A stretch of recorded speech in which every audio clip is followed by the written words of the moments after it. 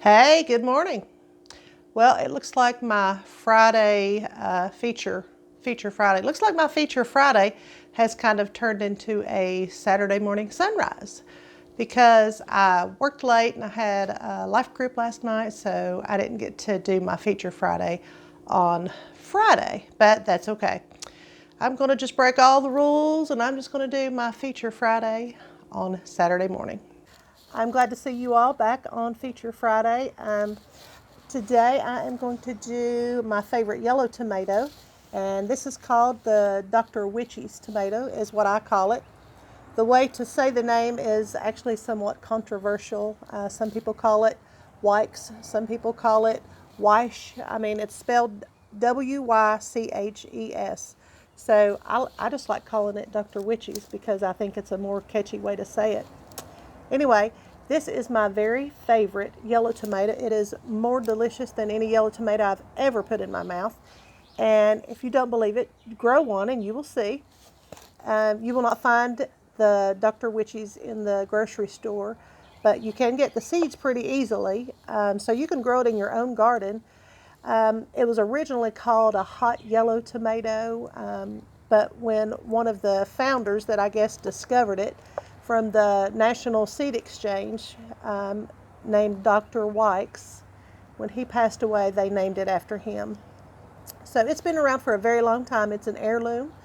It is also an indeterminate tomato, so it will grow all season long until either a frost takes it out or until disease takes it out. But hopefully, if you take care of it really good, then hopefully it will be the frost that takes it out. And it does get big because it is indeterminate, so it will keep growing all season long. So it will need to be staked somewhat. I love to put mine on the cattle panels, and instead of arching them over, making a trellis out of them, I just put them on the T-posts in the garden and I lean them up against it and I trim mine. So I will do a separate video on how to trim your tomatoes, but basically what you do is you trim away the suckers, and that is what grows in the little, what I call the armpit of some of the limbs that branch out. But I'll do a separate video on that.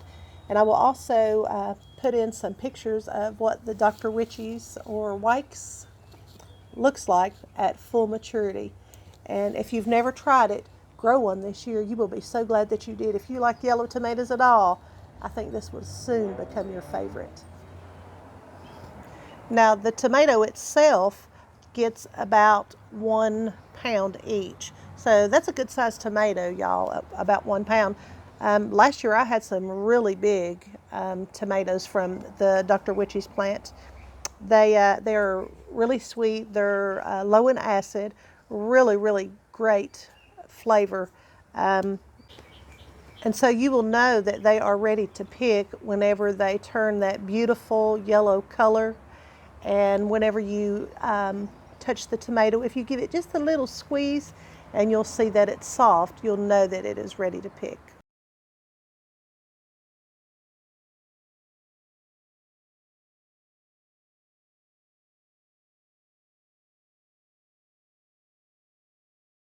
The watermelon beefsteak tomato. You can see mine is not very big right now. These have not been in the ground very long, or in the dirt very long, not really in the ground.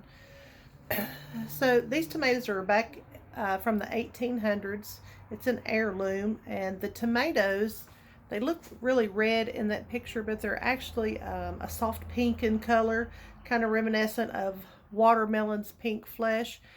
And whenever I first started looking at this tomato, I thought the reason they called it the watermelon beefsteak was because of the size, because they get really big. But from what I understand, it's named for its flavor and color, which is similar to a watermelon, which is also why I am so anxious to try it. I would really like to see if this thing really tastes like a watermelon, or is even reminiscent of watermelon, like they said.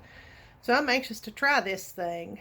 Um, it is also a huge tomato. It gets 1 to 2 pounds, so you could take one slice and put it on a sandwich without having to worry about no place on the sandwich that you didn't get a bite of tomato. They're supposed to be very prolific. It gets so many on the vine that you have to really lift it up and tie it up. It's indeterminate, so it'll keep growing until either disease or a frost takes it out. It takes 75 to 95 days for them to reach full maturity. And like any other tomato, you need to put them in full sun. And full sun is at least 6 to 8 hours. So they were almost extinct until someone found them in a small town in West Virginia. A few neighbors in that area had some, and somebody, I don't know who, went and found them and kind of brought them back to life. And now you can find them at Baker Creek Heirloom Seed Company, which is where I found mine. And you can grow them in this area.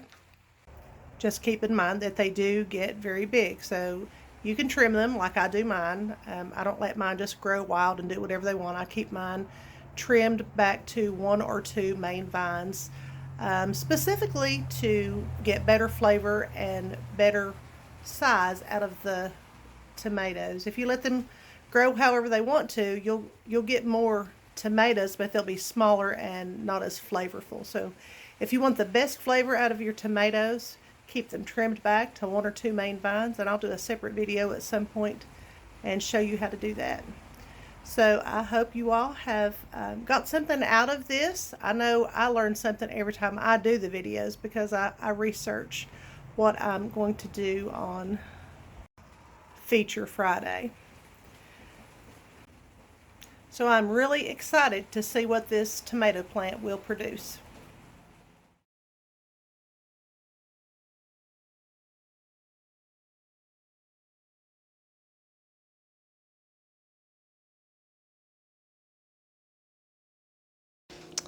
So I did already do one of the vegetables for Feature Friday, and so this morning I'm going to do another one. This morning I'm going to do the Lesya sweet pepper. And according to Baker Creek, it is one of the sweetest peppers known, with the thickest walls. And so they are really, really good sweet peppers, and you would use it like you would a bell pepper. They don't get quite as big as a bell pepper, but they're supposed to be very delicious, and I'm very excited to try them. So I will show you the Lesya that I have started, and I will tell you a little bit about it as I show you that and some pictures of a fully mature Lesya. Okay, so here are the Lesyas that I have. It's these right here. And they are not very big yet. These are some of the later ones that I started. I have 5, I think. And so that's what it looks like whenever it very first starts off. The instructions say to start them indoors 8 to 12 weeks before your last frost date. So I got mine started just a little bit later than I did some of the other peppers, which are growing up here. You can see those are much, much bigger. I have one down here that's bigger as well. Those I started a lot earlier, several weeks before I started the Lesyas. Anyway, I'll insert some pictures of what the Lesya looks like in full maturity, which is why I chose to grow this plant, was based on the picture. Well, based on the picture and what I read online about it. So whenever I start my peppers indoors, I start them on a heat mat. You should always use a heat mat, especially for peppers. It helps them to germinate quite a bit faster, I think. They take 75 days to get to full maturity. So that's one reason they tell you to start them indoors, is because it does take them a little while.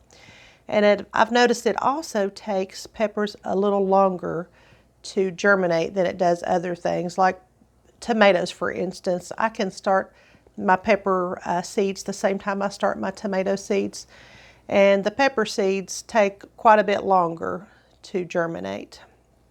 So peppers are self-pollinating in that they don't really have to have the bees to be able to pollinate and make a fruit, because the male and female portion of the plant are both in one flower. So really all you have to do is shake it, and I can show you here, like on this melon. See, these melons are getting flowers already. These melons have gone crazy, y'all. So these flowers that you see on this melon. See if I can turn so I can let you see a little bit better. You can see like down in the flower, if this was a pepper plant, this flower would have both the male and female portions both in it. And so really all you have to do is shake them to create pollination. Just like a bee would buzz and cause it to vibrate, that's what you're doing whenever you shake them. So that's how peppers pollinate.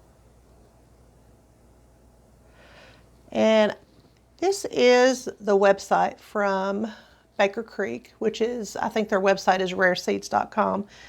But there's another picture of them, and I'm just going to read to you what it says because this is part of what caught my attention enough to make me want to grow this pepper. It says, believed to be the sweetest of all peppers and with the thickest flesh we have seen, Lesya is a total crowd pleaser. The unique pointed heart-shaped fruits ripen to a deep red and have intensely juicy texture. Plants are stocky and high-yielding, an all-over rugged and easy-to-grow pepper, a superior flavor and texture that every gardener and sweet pepper lover should experience. So that, plus the pictures that I saw online, is what really talked me into trying this pepper. So I'm excited to try this. And I hope that this will encourage some of you to try this pepper or even a different pepper, something that you can't find in the grocery store, something that you can only get from putting a seed in the ground and watching it grow. Rareseeds.com is a great place to find stuff like that.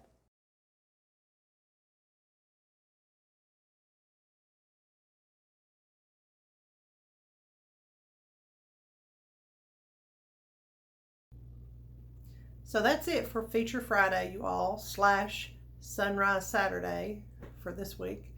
I hope that you all have learned something you didn't already know, and I hope that this encourages you to grow something you've never grown, something that you can't find in the grocery store. Anyway, God bless you all. Have a great day.